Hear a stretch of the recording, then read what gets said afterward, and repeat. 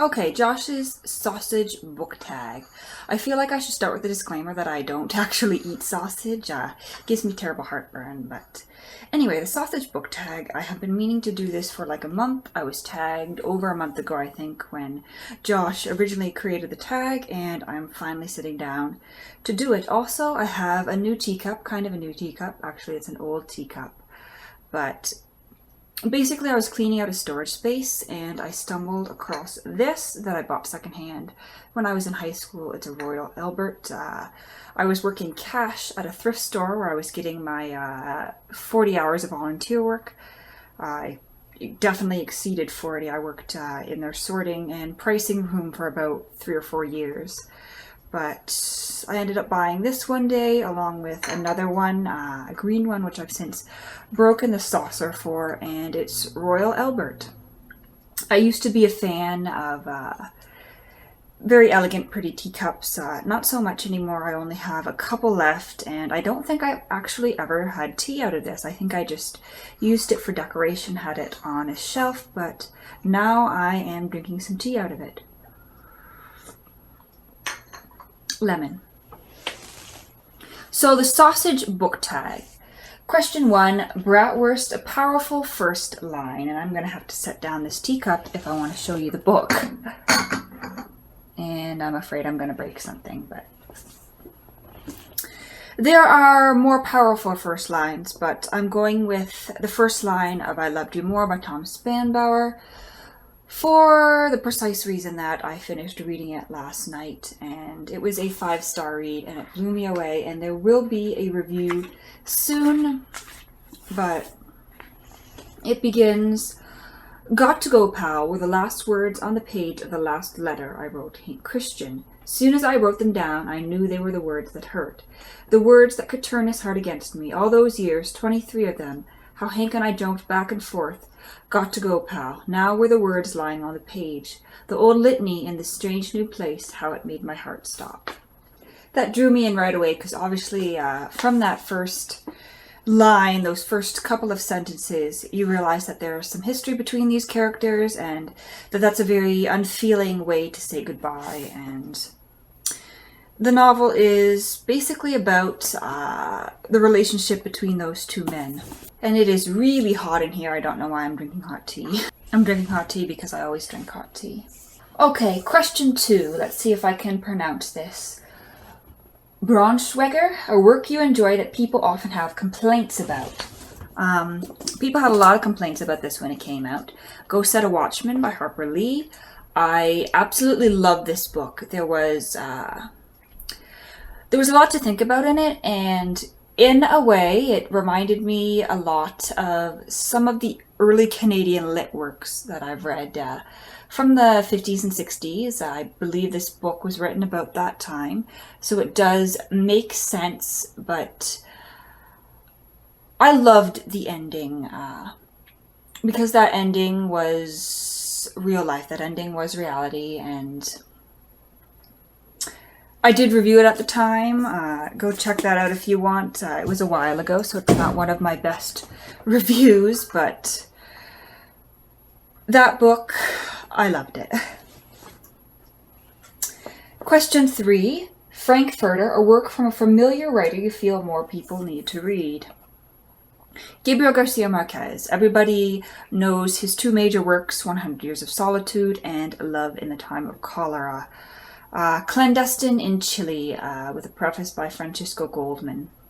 This is more of a nonfiction work. It's based on real events relating to a filmmaker who snuck into Chile to film the government, I believe, and make a documentary about it.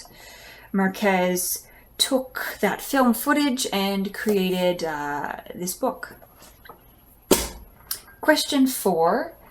Knockwurst, a short but meaningful work. For this one, I went with some poetry. Love Poems by Pablo Neruda. I discussed this a few months back in a video I did. I believe it was a recent reads video.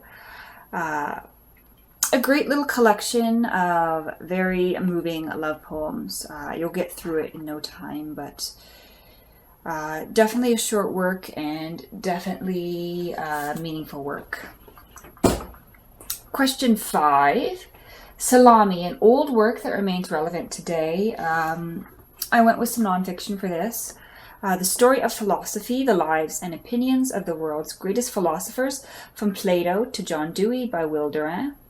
This is a book that I read a few years ago. I got into a bit of Will Durant when I was in high school. My library had Will and Ariel Durant's collection of history books. They had titles like Rousseau and Revolution, something about Voltaire, The Age of Reason. I never did get through all of those, but I did get through The Story of Philosophy, reading it with a friend of mine, and there are short chapters highlighting the key ideas of various important philosophers over the past couple thousand years, since Plato, basically. Question 6. Let's see if I can pronounce this one. Chorizo, I don't know. Your favorite work from or about a Spanish-speaking country?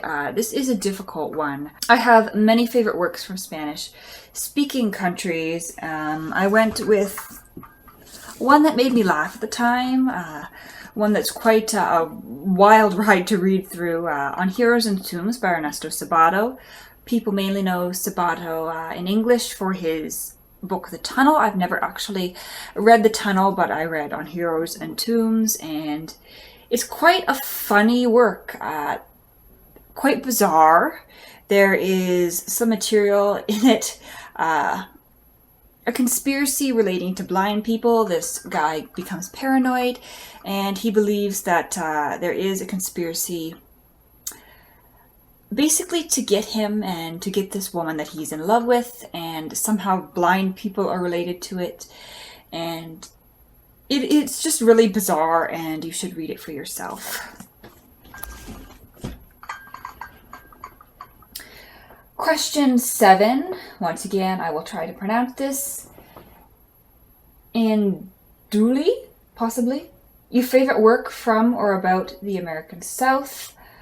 I haven't read much about the American South, but I'm just going to go with Gone with the Wind for this one. And obviously I have forgotten to bring the book in to where I'm filming, but I've showed that book before. You all know what Gone with the Wind is. Scarlett O'Hara, Rhett Butler, great 1939 movie, pretty decent novel.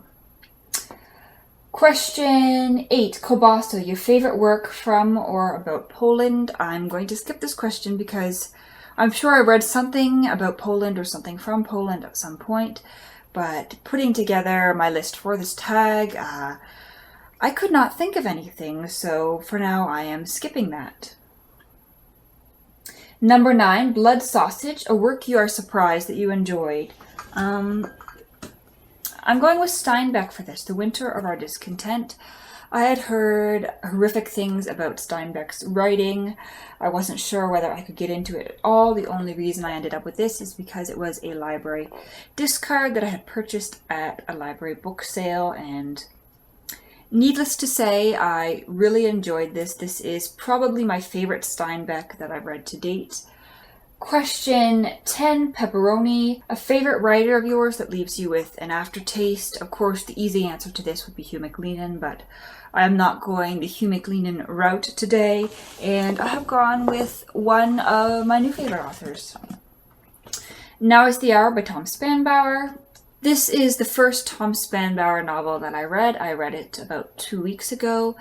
I absolutely loved it. See my review of this if you'd like to. Then I read I Loved You More earlier this week, finished it yesterday, and I mentioned it at the beginning of this tag for the opening line.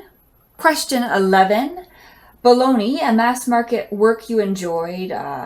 Baloney is just gross. I don't eat it. It gets even worse when you get that stuff. It's called mac and cheese loaf. It's got weird bits of very artificial tasting cheese and little bits of pasta in it. Yeah, bologna. I don't eat bologna. But anyway, Baloney, a mass market work you enjoyed. The one I chose is in a mass market edition. It's not a recent mass market, but Isabel Allende's Of Love and Shadows. This borders on literary, but it's in a mass market edition, so I think it counts. Very good novel, very good love story in here. Question 12. Hot sausage. What is your favorite sausage? I don't really have a favorite sausage. As I said, I don't eat sausage. Sausage tends to give me heartburn. Even if I have a little piece, I often regret it. But every once in a while, I do okay with one of those little breakfast sausages. Where I work, we serve them on our breakfast buffet. And I'll often grab one for Sunday brunch. And number 13, vendor. Who do you tag? And I wrote down who I tag somewhere, but obviously I'm horrible at being organized today, and I think I may have left it in here. Nope, where did I leave it? I will find it.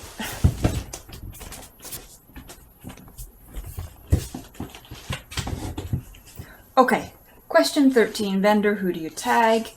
I had a little bit of trouble coming up with who to tag for this one because this tag has been around for a month.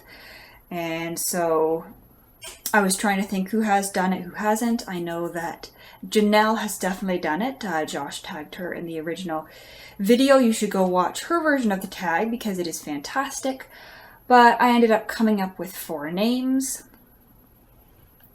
First of all, Steve Donahue. I don't think he's been tagged for this yet. I'm fairly certain he hasn't done it yet because I watch all his videos and I know he's always complaining about not being tagged. So here you go, Steve, you've been tagged. I'm also going to tag Elizabeth Schubert, Becky Ford, and Beyond the Epilogue.